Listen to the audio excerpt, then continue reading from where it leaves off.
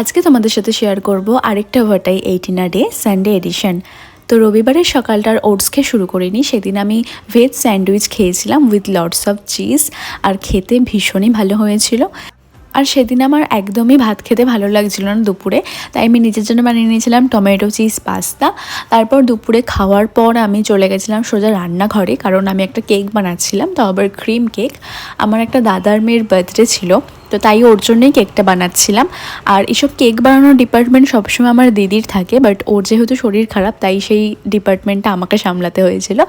আর কেকটার outcome খুবই বাজে এসেছিলো, আমি জানি অতটাও ভালো দেখতে হয়নি, বাট আমি যা বানিয়েছি অনেক ভালোবেসে বানিয়েছি, তো সেটাই মনে হয়েছে আমার কাছে অনেক। যাই হোক, তো সেদিন আমি রাতেবেলা মায়ের কাছে আবদার করেছিলাম যে বিরিয়ানি খাবো, তো মা বানিয়েছিল চিকেন বিরিয়ানি, সাথে আমিও অনেকটা হেল্প করেছিলাম মাকে। আর এটা দেখতে যতটা না ভালো হয়েছে, খেতে তার থেকেও বেশি ভালো হয়েছিল।